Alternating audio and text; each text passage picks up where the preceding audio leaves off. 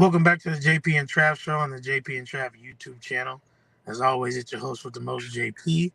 And to my right, I have my esteemed co-host, Travis J. Davidson. Travis, how you doing, man? Man, I'm just here dusting off my resume. I hear there's a job opening in the athletic department, so I'm gonna throw my hat in the ring. You know what I mean? Yeah. It is certainly quite the Thursday Thursday evening, if you will. I am brought to you live from my car. Very much Parker Thunis right now, as we know he's at the gym before. But my power's out in my house, and so power lines are down too. So I didn't have any connection. I had to drive coming down the road, make sure we could get this in. As you guys saw before, we had planned on having Grayson on. He had something come up. He is going to come on next week, though. He said he's going to come on next week. So we are going to get him in here. You guys stay tuned for that. It's going to be a great conversation with him. But lo and behold, obviously, as Trav and I were sifting through, Grayson's not going to be able to come on tonight. Obviously, we can always talk about recruiting. We have these other things to talk about. And a bomb drops that Turnipseed, Director of Football Operations for the University of Oklahoma, is resigning. He's leaving. So, I mean, this is literally raw. This is raw thoughts. I mean, we're 30 minutes removed from that announcement. Really, 30, 45 minutes removed from that. So, in the comments, I mean, go ahead and give us what you guys are feeling like. I know a lot of the fans are freaking out here, but Trav, what are you thinking, man?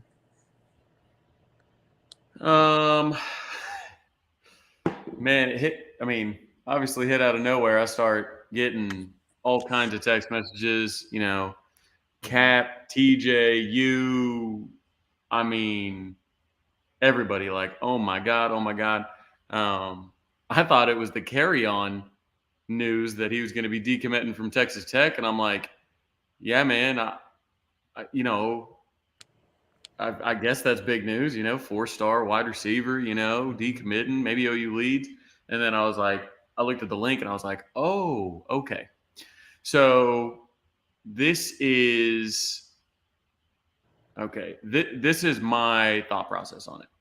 And after talking to a couple people, I told you when you told me, I was like, I'll be digging on this for the next 48 minutes and we'll see what I can find. So talked to some people in the program, and I've talked, there's a couple people in the program I talk pretty regularly about, about structurally how things are going, administratively, kind of who's pulling the strings, who gets along with who doesn't get along with who, all that kind of thing. And I know that Thad was very headstrong. He had the resume to back it up, obviously, with Clemson and Alabama. You can roll into Clemson, a place that really hasn't had any success before him at all, and say, hey, look, this is the way we're going to do it.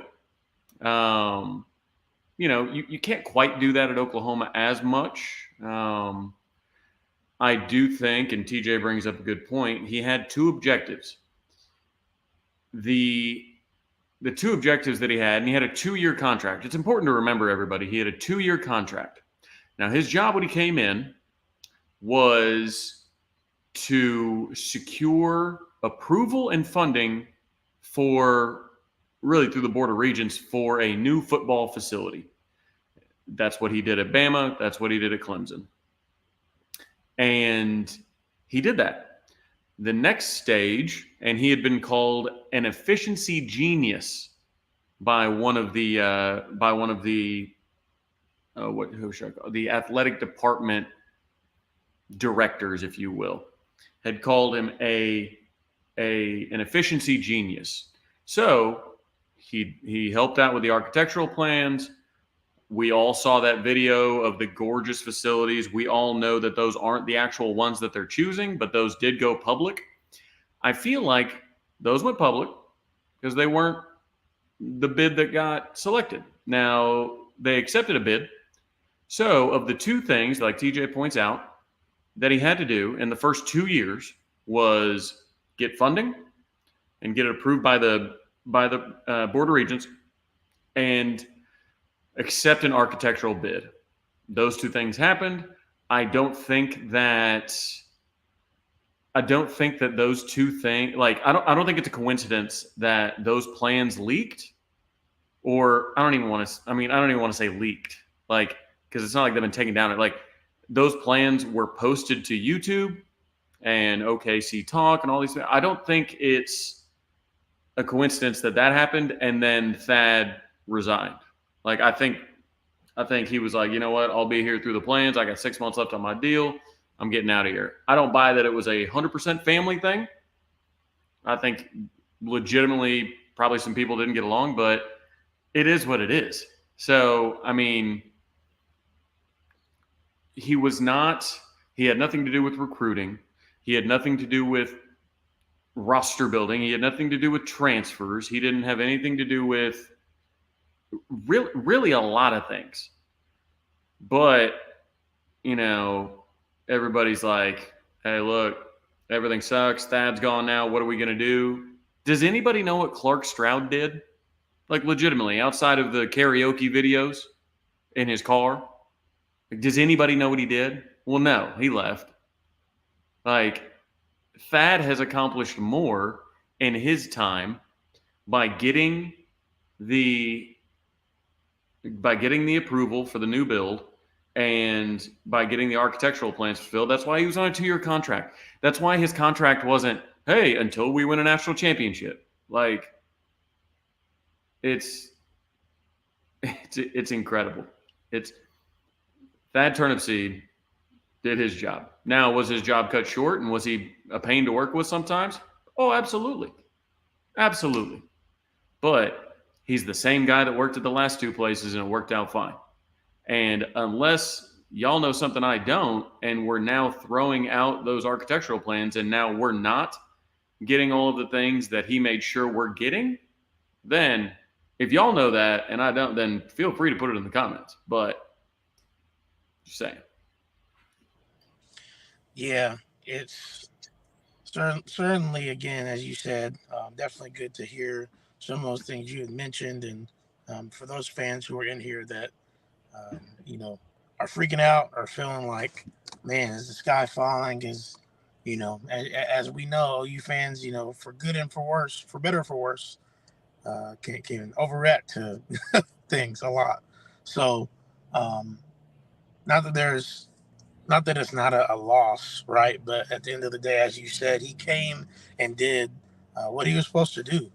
You know, we got the approval, we have a bid selected, um, got people that are going to go ahead and do that construction, and so definitely exciting times. But I know when he had everything that was going for him when he got hired, right? I mean, knowing what he did at Alabama, knowing what he did at Clemson, obviously, you know, the majority of the fan base is like, oh, wow, like this guy's going to be here for years and we're going to win multiple titles with this dude. And as you said, you know, maybe there are some pieces where you're not really understanding the full picture, the full scope of maybe what his day to day was in his, you know, job description, what he was supposed to do, because he did what he was supposed to do. So for those of you who are brand new here, man, we got a lot of y'all in the chat right now. Appreciate everybody who's come out tonight. Make sure you like the video. Again, it helps us with the YouTube algorithm. Go ahead and share it with your friends. Who? Buford's here. Ah, Bew, what's up, fam? Yes, sir. Gonna have Mr. Halton on the show next week. His son Grayson is gonna be here next week. For those of y'all who are just getting in here, we will have Grayson on next week. He had something come up tonight, so he couldn't be here. But next week he will be on. Again, I'm for those of you who are asking, I'm in my car because my power is out at my house. No Wi-Fi, and you know the tree fell into power lines by our house as well. So I don't even have good reception over there. So I'm in a Walgreens parking lot trying to get it done because we're here to talk about this. So go ahead and in the comments, I know some of you are already talking, but maybe just say what your reaction is. We'll put a couple of these up as we continue to just think about what's been going on. Now, Trav, I did want to let's talk a little bit about more what Thad had gotten done, right? I know we obviously have talked about him leaving, and everything like that. But let's focus a little bit more on, what specific numbers. Like it was 175 million, right? That was approved by the Board of Regents. Was it in the fall or the winter that they approved that? Remind me. I think it was. I think it was winter. They Yeah. got it approved, and they got it approved to go seek bids for it. Hmm. Um, and like I said, the timing, they accepted a bid. Like they accepted a bid from an architecture firm that is going to. It'll be a $220 million project, and it's again the timing of it. He resigned right after. He's got 6 months left on his deal. This project wasn't going to be done in the next 6 months. I mean, this is his, I assume, his last hurrah. Yes, that was reported by Scoop that he does have. Actually, it wasn't reported by Scoop. I saw somewhere that he's got some family in South Carolina, about to expect their first child, and this, that, and the other. Like, there are reasons that probably made it easier for him to resign. But what this feels like is he told Brent, look, I'll get it approved and I'll get an architectural plan designed and approved and help out with all that. Because, again, according to one staffer, one director, he is a genius of efficiency. Hmm. So with that, I think he probably told Brent, look, I'm through that. And then I'm done. I'm resigning. So again, headstrong. I know there were some people in the facility that kind of butted heads with him, but again, you're going to get that if you've never worked in highly competitive places, and then that may shock you. If you have worked in extremely competitive, high stakes places, you're filled with a bunch of guys that butt heads with a lot of places. So. Yep.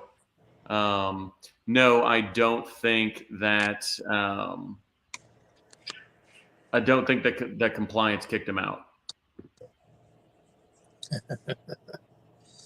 Because that's where everybody likes to blame OU compliance, though certainly they've been an issue in the past, but yes, for sure.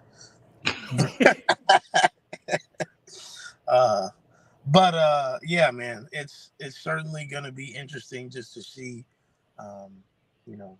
what comes out of this building project and what we actually get to see. Because obviously, as you said, the renderings that leaked earlier today are not what were chosen. And I don't know if you had heard what I had heard, Chad, but from my understanding, what was leaked was something that they were looking at, but they chose something different, which I liked what was leaked. So, hopefully, theoretically, you would assume that what they chose was potentially even better than what we saw on that YouTube video. Right. I mean, it's if that's the one that didn't get picked, it has to be fantastic. It's yes, TJ. It did not change when Brent took over. It is still. It's not. I want to address this real quick. So we didn't. Every other university in the country has their compliance department as part of the athletic department. Yes, he did, Derek. Good call. But I got in anyways. So the way compliance worked, when Rhett Bomar, all that stuff went down with Big Red Sports and Imports, President Boren at the time moved compliance out of the athletic department under General Counsel. General Counsel, the legal arm of University of Oklahoma, that's where compliance lives now. Because Boren, he was a senator, he decorated political career, this, that, and the other, very popular. So very popular, at least a reputation that he needed to uphold. So he couldn't be seen as, running a dirty athletic department. So he moves it out. The problem is moving it back in.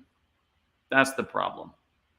And you can't go to the Board of Regents and say, hey, we'd like to move compliance back in the athletic department. And they say, why? And you say, well, because we want to cheat. You know what I mean? Like, it's a very tough ask to do. But yeah, compliance is still, under General Counsel.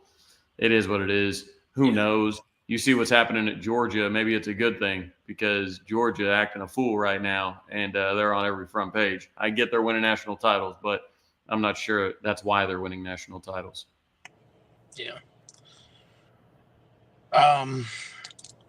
Again, guys, those of you who are in here, we got almost 200 people in here right now. It's pretty dope.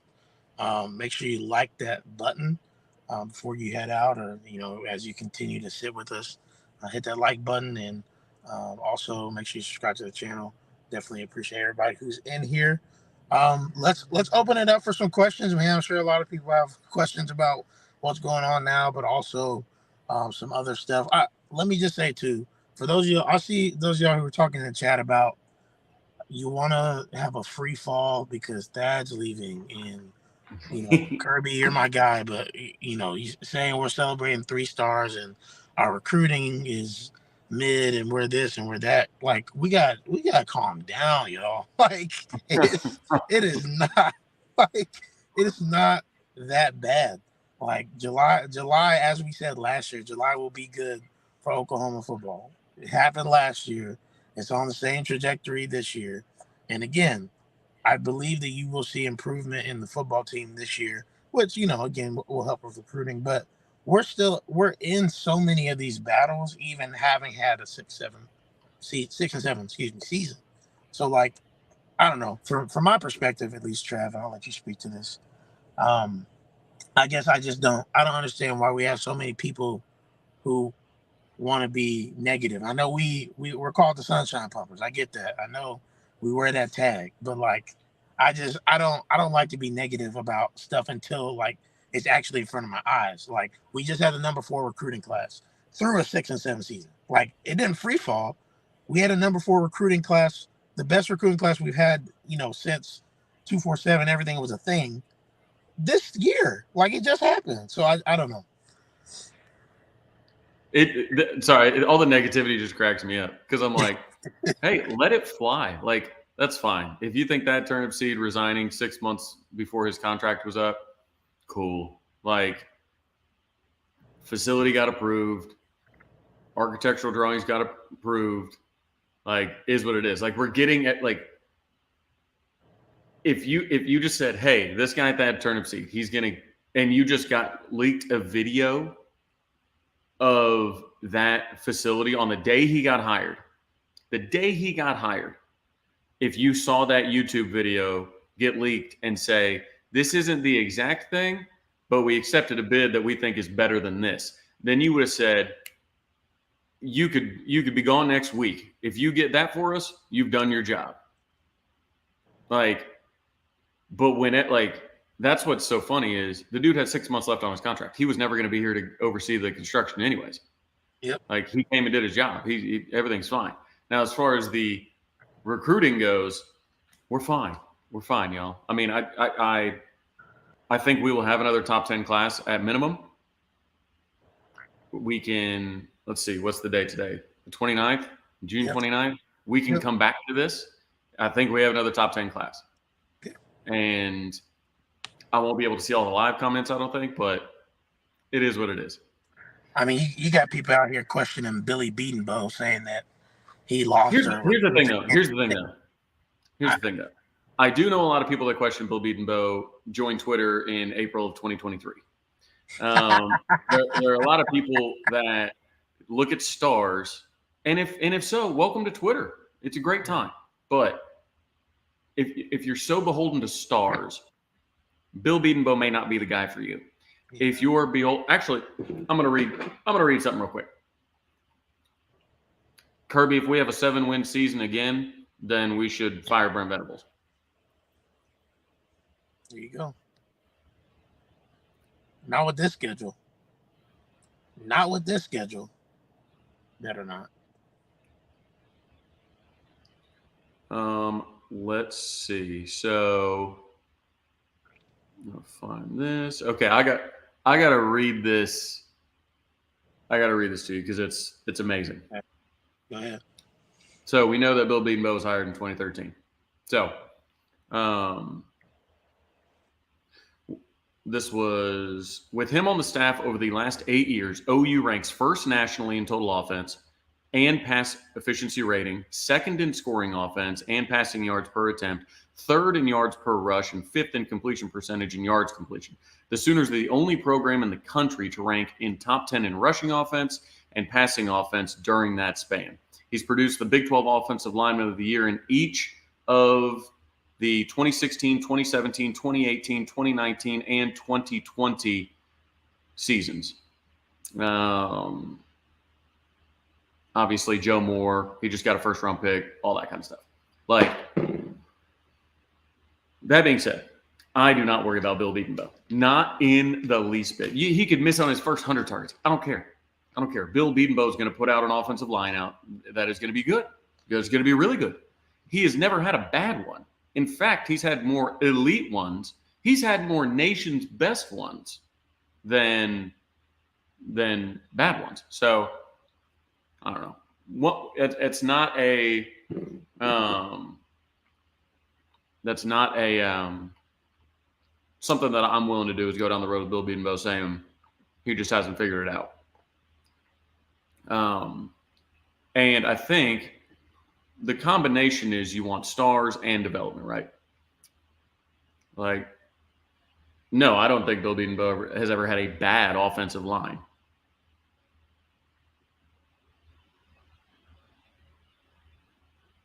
Oh, jeez. Anyways, I will not ever be worried. And I think I talked to House about this the other day.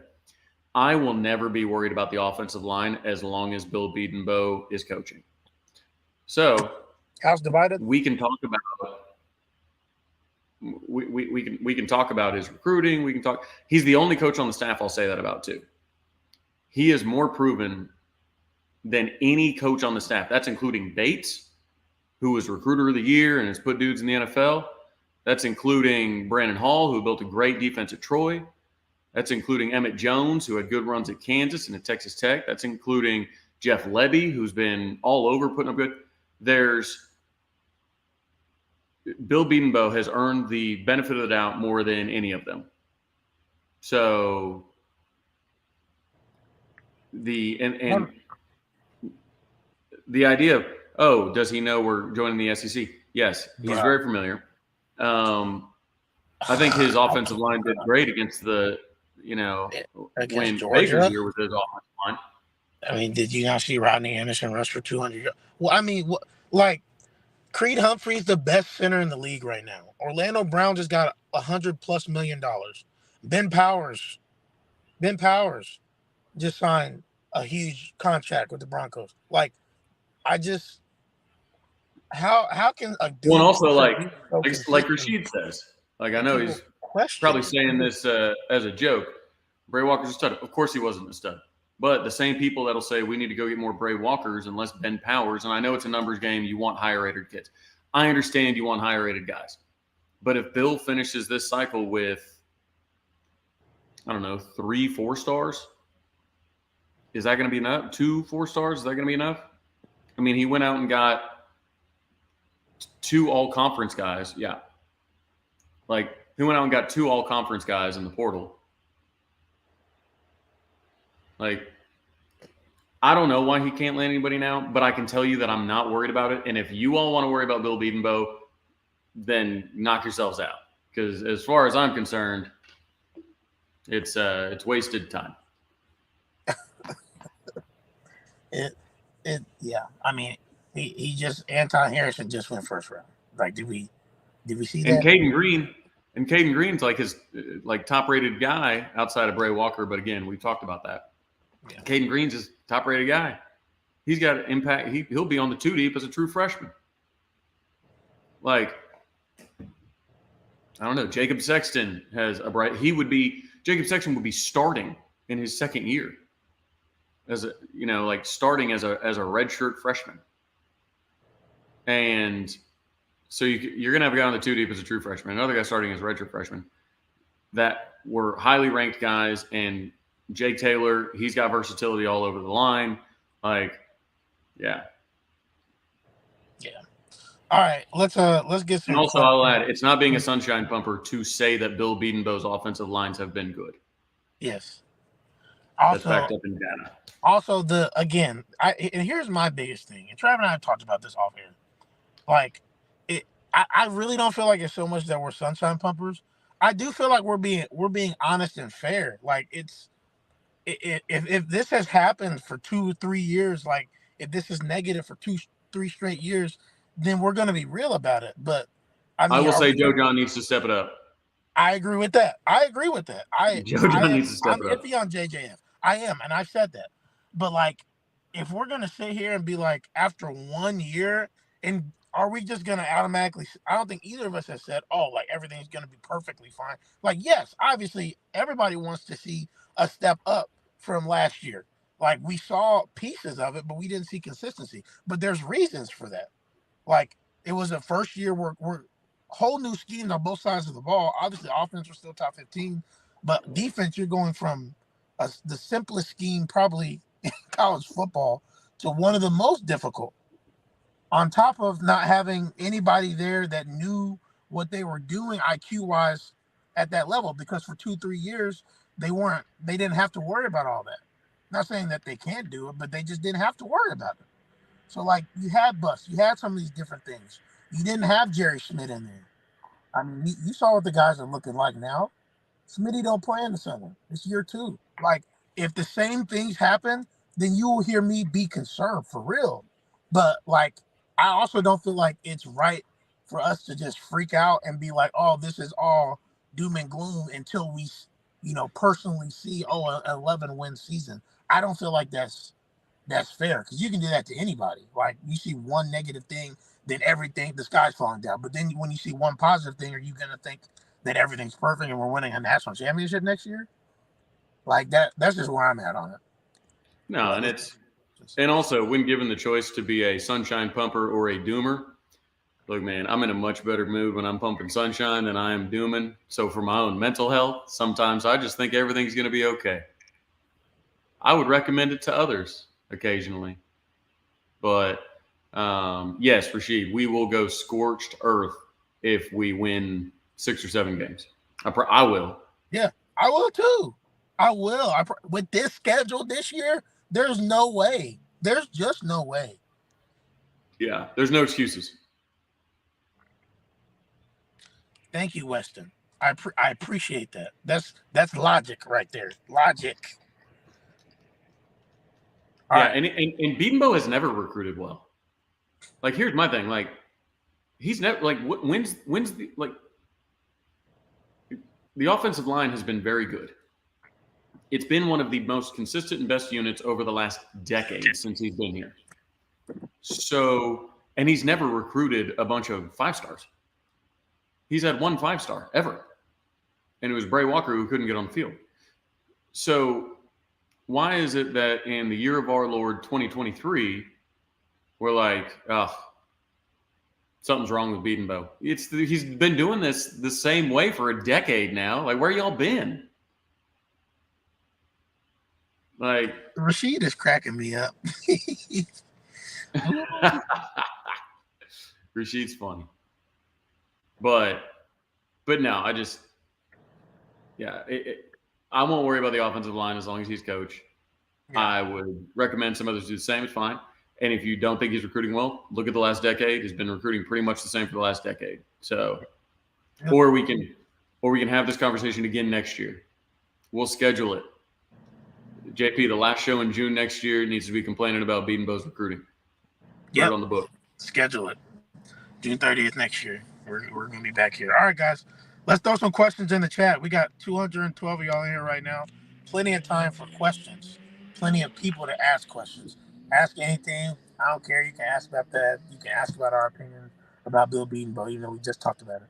I just got a message from my boy Mitchell Kutcher, who I met out at Omaha. He's a big Florida fan, but he lives in Omaha and he covers baseball out there. and he's big time Florida guy, right? And with Napier, look, they got Napier. I get it, they're in the SEC, but their win total in Vegas is 5.5 wins this year. 5.5. We're at 9.5. So just something to say. But he goes, the OU fans in your chat are cracking me up. I'm happy to see doom and gloom is not a Florida fan exclusive.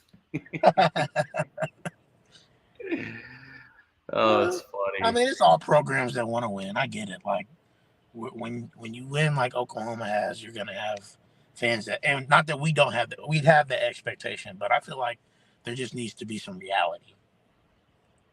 There's no fun in doom and gloom. No, like who wants? Here's how I sleep. Here's how I sleep, like this, like a rock. Like oh, not okay. Let's answer this question from Jesse James. I think this is a good topic because there certainly has been some smoke around Davon Mitchell with Miami, and obviously we just saw Ion carry on decommit from Texas Tech. So, do you feel like there's any correlation with that? Maybe a little. I think it's largely coincidental, personally. I think that's typically not how quickly a recruitment turns because you have to think of the spots, right? So before Dozie committed, it was Akunzama committed. Like there was room for Ivan as a wide receiver. So if you consistently are going after him, saying, hey, look, we got room for you, we got room for you, we got room for you, we got room for you. He's listed as a wide receiver. He's wide receiver / tight end. I get it. When you're 6'6", 210, you're going to be looked at as a tight end by a lot of people. So when you look at that, you can think, hey, bad news for Mitchell because Ivan is now decommitted from Texas Tech.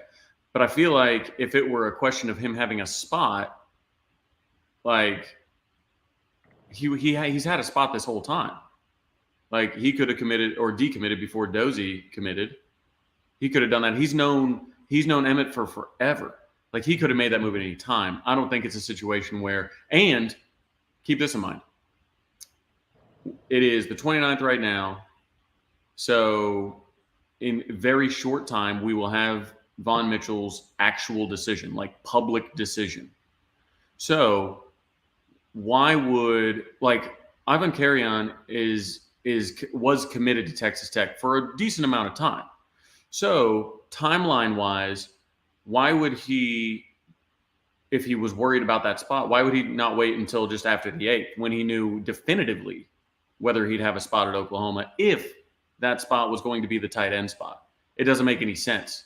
You would have waited until just after that announcement. You wouldn't have speculated it and said, "Oh man, I'm hearing that there's some questions about whether Mitchell's going to be coming or not, so I'm gonna go ahead and decommit from Texas Tech." So I don't think that's the case. So yeah, but that's my thought on it. I don't think the two are related because timeline wise, there's no reason to decommit before the announcement. Pull up one of these other questions here. Hey, while he's looking through questions, everybody go hit the like button. Please. Free. It's free. Nothing's free in 2023, man, except the like button. Not in this economy. Not in this economy. Like button's free. Richard asked, what is up with Tatum? Have we lost momentum? No. We have not lost momentum. Mainly because of baseball. Baseball's staying on him heavy. A lot of coaches are on like vacation this week, whatnot, like across all sports, obviously 4th of July. That Turnipseed is going on vacation, extended. And, but baseball's staying on top of him, man. They're talking to him every day still. They're talking to his dad. They're doing all that. So I've asked a couple people, just in the last couple of days, whatnot, like still very confident that Tatum will be a Sooner. So I think maybe we get some clarity on that timeline here pretty soon. But yeah, I would expect that to come down next couple weeks, probably, I imagine. But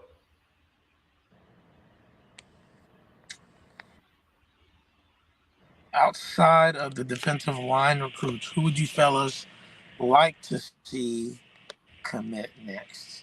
I mean, I personally, for me, obviously Tatum. I mean, with everything, it would be you'd be hard pressed to find another commit that had maybe I won't say besides David Hicks, but like that had a surge of momentum going towards one way, like so much so, and somehow he would end up at another school or commit to another school at least. mm-hmm.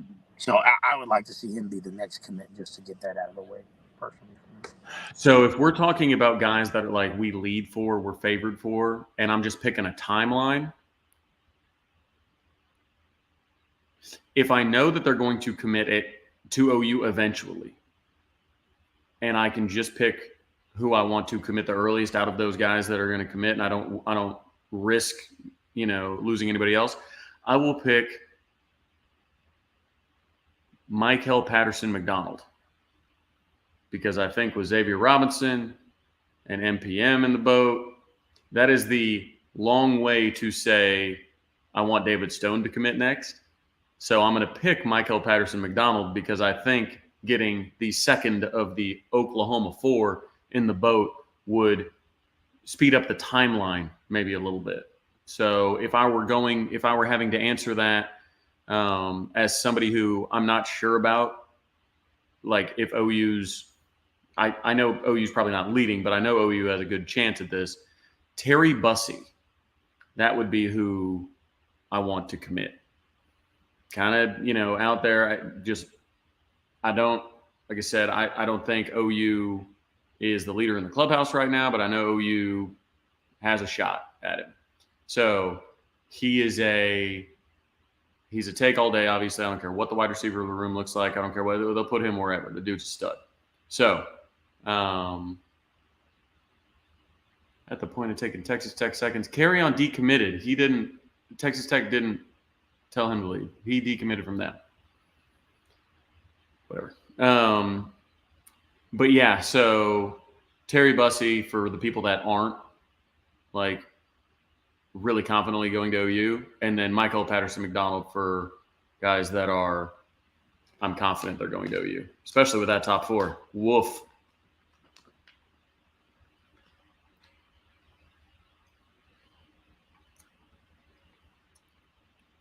If we land Bussey, Busty? Oh no.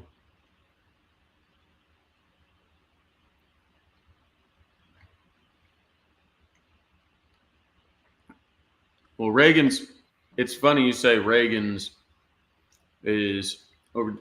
There's about, let's see, one's 6'5", one's like 5'9".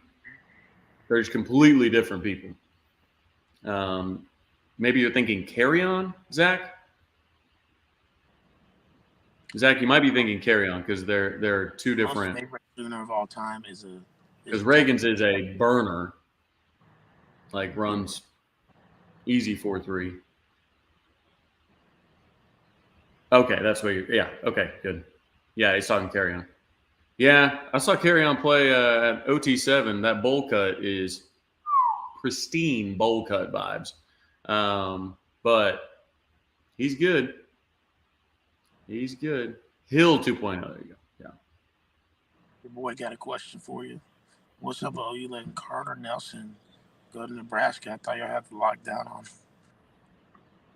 Well, Mitchell lives in Nebraska. He should let us know. I thought Georgia actually had like their tight end allegedly, so I thought he was going there, to be honest. But no, we're finding ourselves in our tight end recruiting right now. We're finding ourselves. So I do think Caden McIntyre is going to be a dude. That dude is addicted to working out. He's a friend of the show. Yes. And he's a friend of the weight room. We know that much. I guarantee you that dude is first one to show up to those shitty workouts.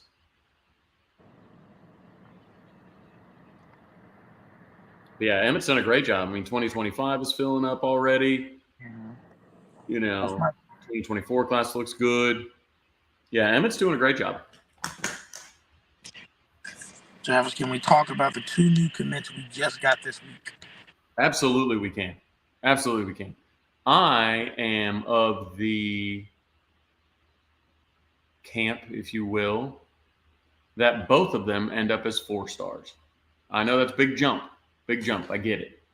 But keep in mind, Xavier Robinson is going to have a lot more media attention, national media attention on him this year. He's got obviously one of the top quarterbacks, ranked number 11 quarterback in the country right now on his team, now transferred to his team, right? He's got 3 other OU offers on that squad.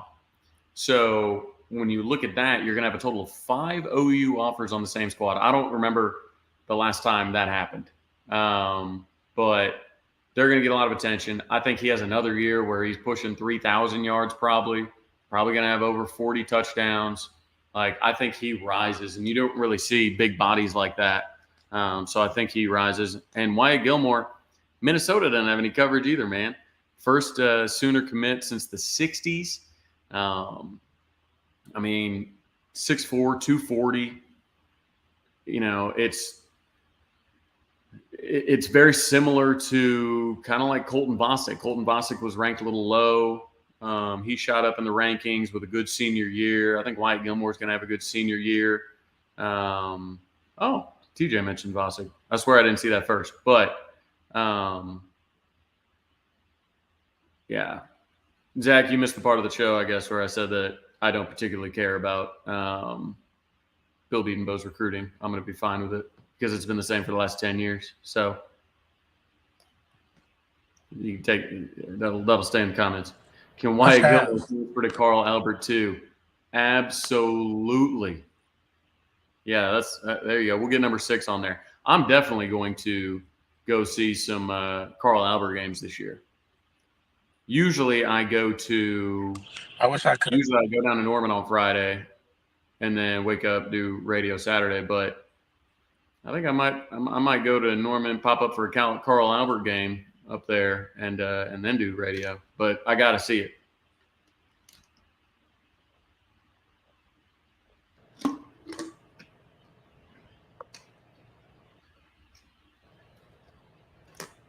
Yeah, Sark also was handing everybody $50,000 cash in a duffel bag just for being offensive linemen.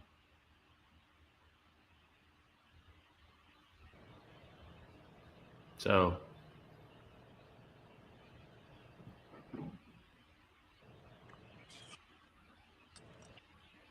let's get some more questions in here, guys. Keep it rolling. Randy, Heisman Trophy quarterback for 5 straight years, covered up average offensive line play. Why was the run game so good? Why did the quarterbacks never get touched by anybody? Like, if they played behind trash lines, they wouldn't have been Heisman Trophy quarterbacks. Like, that's part of it. The offensive line makes the offense run. Simple as that. Anyways. Next commit. I was about to say, since he's the host, if he's doing that, I hope you guys can still hear me. Next commit, I will go ahead and say, I'll say Taylor Tatum is the next commit. I still think Davon Mitchell comes to OU as well. So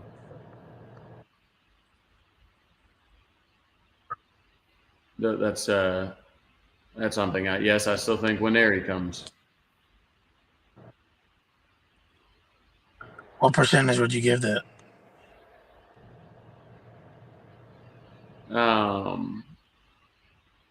Winery, 65% right now. No, Mitchell. I was talking about Mitchell. Sorry, I just got back in. I got kicked because stupid signal. But what percentage were you talking? I was saying, what percentage are you that do you feel that Mitchell will be at OU? Because you said that you still believe. Oh, Mitchell, I'm probably at 58%. Cap says 45. I'm at 58.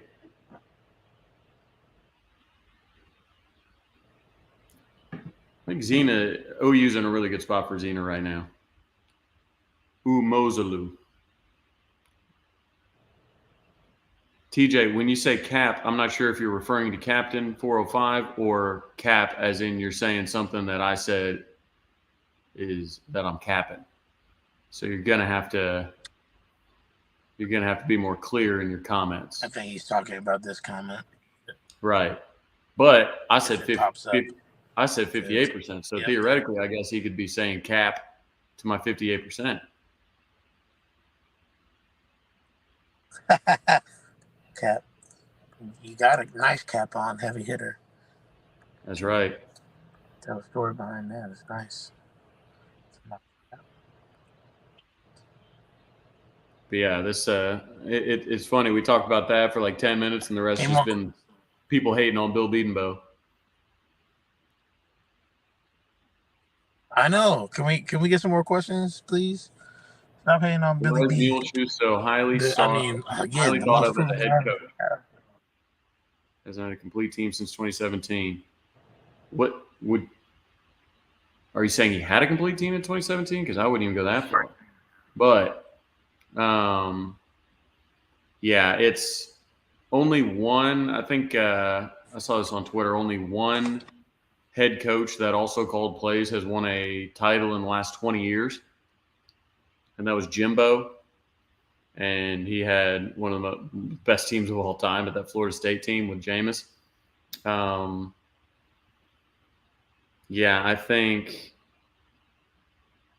don't know. I think he's a great play caller. I don't think he'll ever care about defense. I think he legitimately thinks that he can just outscore everybody. And I think that he will follow Caleb Williams to the NFL. I think there will be the Las Vegas Raiders. I think the Raiders will stink this year. And I think Caleb Williams and Lincoln Riley will be a package deal to Las Vegas. You heard it here first. Break the news on Twitter. Lincoln Riley to Las Vegas in 2024. Lincoln Riley to Las Vegas. I am currently on my way trying to get some better signal because you've been lagging for the last 5 minutes. I'm trying to make sure I can hear everything correctly. So bear with me. I'm sorry it's so rough today. How many wins for our Vikings? I'm going to go, since we won the division, we get the first place schedule. I'm thinking 11-6.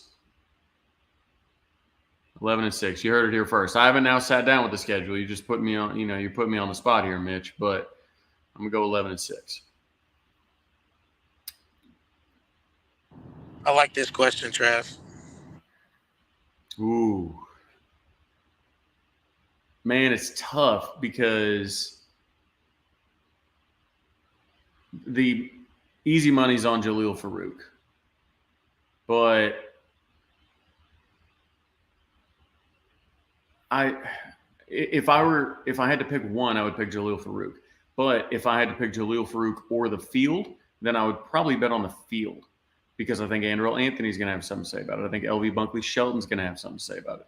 I think if Nick Anderson can be healthy, he'll have something to say about it. I think Jaquaze Petaway might have something to say about it. I think you're going to see.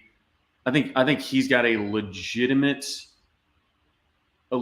chance to be like freshman All-American, like a la Marvin Mims back in the day type feel. I am super high on Jaquaze Petaway. So, yeah, I would take the field if you gave me the field. But other than that, it's got to be Jaleel Farook. He's the elder statesman. It's the safe bet.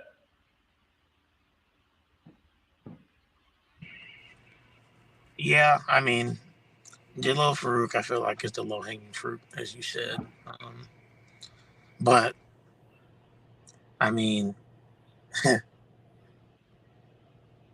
if Jaquez is as speedy as he's been said to be, man, I mean, as you guys know, Jeff Levy's motto for the offense is what? score from far. And I mean, Like that speed. Marvin Mims had his opportunities last year. So, you have to assume Jaquez and some of the other burners on the team are going to have their opportunities, Andrew Anthony. But we'll have to see. But yeah, Farook obviously is going to be most people's main pick. That's right. Score from far. All right. That's a good question from our guy TJ. How many more years do we think Jeff Levy is our offensive coordinator? And when he leaves, who's next? Finally got to some good lighting and Look at this guy, all light eyes here. Got some good lighting. Let's see. How many more years is Jeff Levy ROC? It's really a question of what jobs become available, because I am, like, we see it every year. There's always jobs that come available. It's as simple as that. So obviously this year, a lot of people were talking about the Auburn job, the Colorado job, the Nebraska job, the Wisconsin job. Like, there are always some that become available, right? So it depends if a job becomes available that is attractive enough to pull him away from his alma mater, because I think that's something to consider. He's coaching at the place he wants to coach with the people he wants to coach with. He may think to himself, hey, if Brent ever wants to step down, I can basically take over the keys for the most part. So I do think maybe you could see him at a place like Missouri, because I don't know how long Drinkwitz is going to be there. I could see that staff on their way out and somebody offer him that position and pay him well. You get an SEC salary. But other than that, I think he's there. I think he's there for a couple more years, to be honest.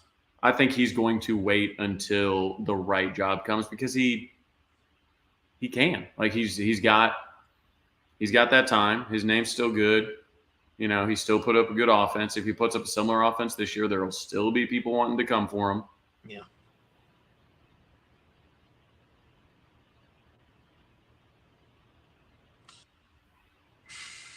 I mean, Jeff Levy, USC head coach. No, I think Jeff Levy's going to be coaching USC once Lincoln leaves. you have to assume that, like you said, he's going to be a hot commodity. His offense was really good last year, even in his first year, and you should see continuation from that. So I don't know. I feel like if we don't win a national championship, maybe he'd want to stay. I mean, obviously he's an OU guy, but I don't think anybody's saying we're going to win a national championship next year. I'm not saying. No, I mean, it just, we don't have the horses for it right now. Totally get it. SEC keeps winning them. I do believe that we'll have a better chance when we go to the SEC. And I know that sounds crazy. It sounds crazy to think your odds get better than the SEC. But there have been multiple programs. There have been 5 teams since OU won their last one. 5 different SEC teams have won a national title. 4 of them have won more than one national title. So it stands to reason that everything gets better than the SEC. The money gets better. The recruiting gets better. You get battle tested throughout the year, so you don't get to the playoffs and look at dudes that you've never seen before. Like, you didn't know they made dudes that big. So, getting up to that level, and with the recruiting on the defensive side better than we've seen in years, I think that's going to help us. I think that move is going to help us. Bro, Zach, just talk to me in December. Don't talk to me about recruiting in the trenches until December. Literally, the dude recruiting the line has won 2 national titles. What are you talking about? It's because he hasn't seen it at Oklahoma. That's what I promise. That's what everybody says. Well, top base this, top base that at Clemson, but it hasn't happened in Oklahoma yet. So I don't care. It's just so funny. I'm like, bro, what do you like? Is what it is. Is what it is. Like I said, the guy. They forgot to recruit, or they forgot how to recruit. They don't know They forgot to. They don't think the trenches are important. Important. They won a national title with the trenches, and they're like, well, they won it with a good quarterback play too. Well, Jackson Arnold is by all accounts that dude. Like, Teddy hates freshmen, and Teddy wants, like Teddy loves him some Jackson Arnold. Yeah, they did. That's fine. Because it's already. I mean, the program was there. It's established. Like, but to suggest that we don't care about the line when we went and got Todd Bates and we don't care about the trenches is poppycock at best. I just look. The reason Clemson is landing 5-star defensive linemen is because the same defense is literally the same defense is there. You know, Zach, if we don't get any 5-star defensive linemen in this class, come on and cuss us both out. and I'll let you cuss. I'll cuss JP out. He'll cuss me out. But let's wait until the end of this cycle before we say that. We can't recruit the trenches. I agree. Let's just wait. I agree. It'll all be okay.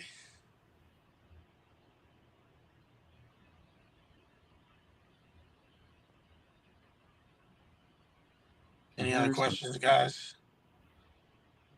Red zone target? Got to be Big Stog. Oh, yeah. Got to be Big Stog. Hey, I mean, we for sure about to be cussing each other out. We're not gonna get none of the 5 stars. That's fine. Mean, David Stone. I'll go on a limb and say if we don't get David Stone, I'll let Trav cuss me out. Deal. I will. Deal. Yeah. Oh. Whenever he's going to Georgia, Stone's probably going to Michigan State. Yeah, I hear we're folding the program. I hear Thad changed all the locks whenever he left. It's over. So we're shutting it all down. It's over. Ooh, minute and a half left, folks. Jamar messaged me. He doesn't have a login to talk, but he's letting us know he's tuned in tonight. Oh, friend of the show, Mr. Jamar Kane, down there. I'm gonna tell him to come be in his downtime. Come be a defensive recruiting analyst in his downtime from the NFL now. Please. I'm going to see him though. I'm going to see him first week of August. Maybe we should ask Jamar if he thinks Todd Bates can recruit. Would you guys listen there? He thinks. He thinks Todd Bates can recruit. I have that on good authority. I don't know. Maybe Zach could listen to us then. No, probably not. Probably not. But Rashid, I won't be doing another Twitter space for a while. The radio doesn't like me doing too many things outside of radio. You know, it's, they don't want my voice out there too much. So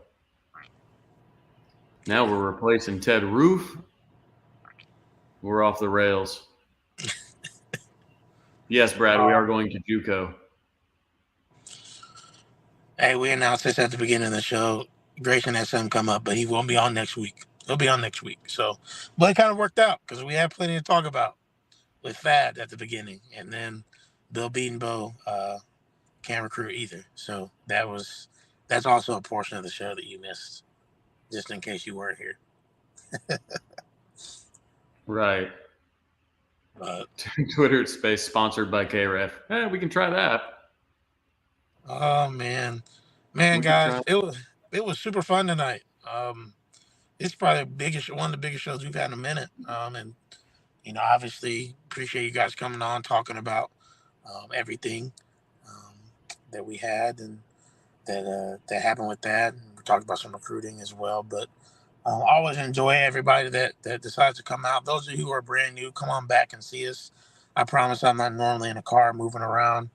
We got set up at my house, but again, wouldn't have been able to go. I would have been in a complete pitch black dark.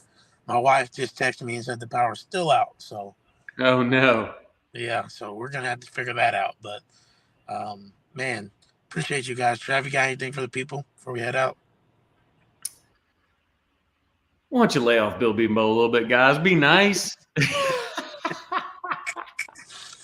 No, no. Appreciate everybody tuning in. Big night tonight, as always. I am actually leaving for Vegas in the morning.